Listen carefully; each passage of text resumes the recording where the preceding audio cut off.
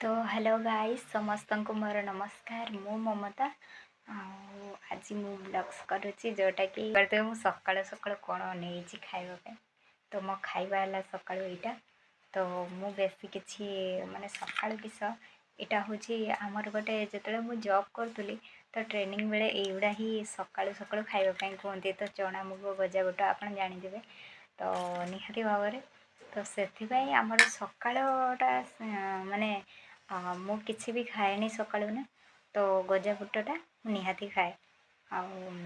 तो बाकी रहा मुझे केमी खाएनी कहीं सब भी खाइते इच्छा होनी तो से कौन करे ना मुझे माने धर खाइबा भी निहाती जरूरी ना तेणु आपण यहाँ गोटे जानी थे ये जो देखुं ठीक अच्छे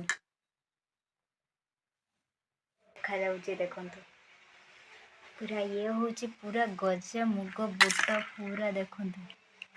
ये हूँ बुट मुग आपण जानी थे यहाँ हूँ गुड़ पानी गुड़ पानी मत बहुत टेस्ट लगे तो से मुझे ये करें तो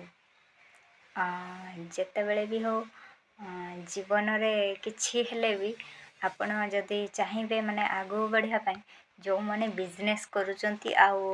माने मोर बड़ लोक मैंने जो मैंने अच्छा मोर बापा सामान कि भाई सामान लोक अच्छा तो से मुझा कहबी निहाती भाव जदि आपण बिजनेस करछन ना तो निहाती भाव आपन को यहाँ सकाଳେ खाइबा जरूरी कहीं ना आपण हूँ जिते आपको खाइबे ना यहाँ ताकत दिए प्रोटीन जिनसटा तेणु आठू प्रोटीन आहरी किसी भी अच्छी जेहेतु आम सका जदि जहाँ को वीकनेस लगुव सी जदि सकाळु चीनी लुण पानी खाइब खाली ओनली चीनी और लुण तो सेटा पानी गिलासे करिकी आपण पियंतु देखंतु निहाती भाव आपण को एते एनर्जी मिलिबो सेटा आपण निजे कहिबे कहीं किसी लोक अच्छा देखु किणापी पैसा न थाए पाखरे तो जो मैंने मोर गरीब लोक भी अच्छा तो से भी मुझे कहबी मु समस्त कहूँ तो आपण किछि नुहे धर 50 टंका गजा 50 टंका मुग तेणु आपको नहीं आसबे बुट आकु आपण जिते भी खाइबे आपण देहपाई भल किंतु आपको बिना गुड़े खाइबेनी गुड़ पानीटा देहपाई भल बहुत माने हेल्दी जिनसटा आहरी जदि गोटे अच्छी क्षीर जदि कस्तूरी हल्दी तो क्षीर रे कस्तूरी हल्दी मिसेक पीले भी बहुत टेस्ट लगे आपण मैंने भाभी पारिबेनी सेटा केमतिया तो निहाती भाव तो से मु कहबी जदि भी आपण को किसी भी माने मो भिडियो आपण निजे थरे ट्राए करके देखंतु मु जोटा कहूँ तो सेटा थरे ट्राए करंतु तापर आपण कहि परबे काई आ जो माने एवेलेबल अच्छा ये सब करूँच तो तांको पाई मोर किसी कहवा भी जरूरी ना किंतु तथापि जो मैंने जानी ना से को कहवा निहाती जरूरी कहीं समस्त बारे पैसा न थाए आउ एबे जेमती हाई फाई रेट बढ़ुची ताकू किछि कही होबने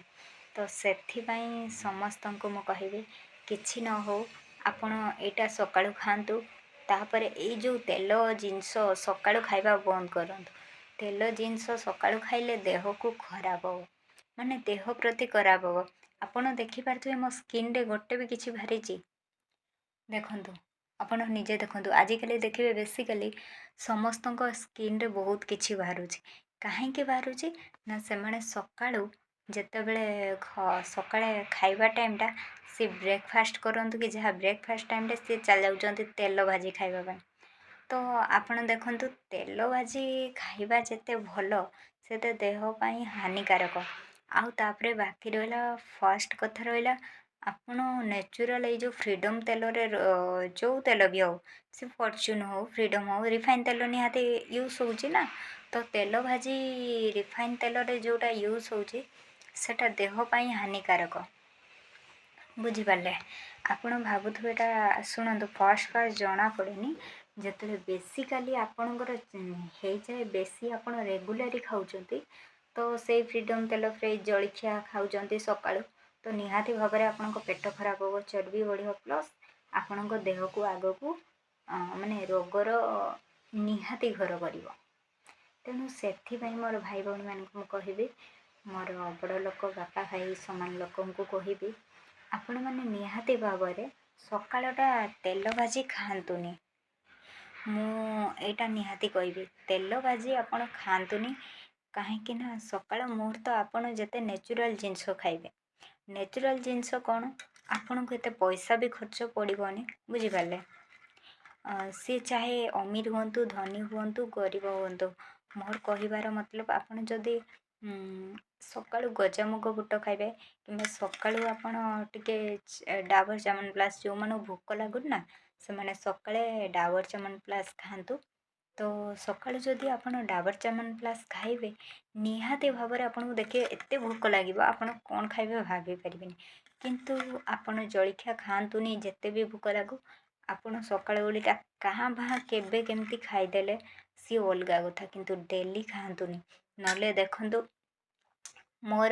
ମୋତେ ସମସ୍ତେ ପଚାରନ୍ତି ମୋ ସ୍କିନ୍ରେ କାହିଁକି ବାହାରୁନାହିଁ କିଛି। ତ ଦେଖନ୍ତୁ, ମୁଁ ଯେଉଁଟା ରେଗୁଲାରି ମୋର ରହି ଆସିଛି, ନା ମୁଁ କିଛି ଫେସ୍ରେ ମାରେ, ନା କିଛି ନାହିଁ, ଖାଲି ସେଇ କିସ ପଣ୍ଡସ୍ ପାଉଡ଼ର୍ ଟିକେ, ନହେଲେ କୁଆଡ଼େ ଗଲେ ନହେଲେ ଫାଉଣ୍ଡେସନ୍, ନହେଲେ ଆଉ କିଛି ବି ନୁହେଁ। ଆଉ ତ ବାକି ରହିଲା ମୋର ଯେଉଁ ଖାଇବା ରହିଛି, ମାନେ ଯେଉଁଟା ଖାଇବାର ରହିଛି, ତ ସେଟା କ'ଣ ନା, ମୁଁ ସକାଳୁ ମାନେ ଦେଖନ୍ତୁ, ମୁଁ ଡେଲି ଖାଏନି, କିନ୍ତୁ ମୁଁ ସକାଳୁ ଆଗେ ଉଠିକି ପାଣି ପିଏ।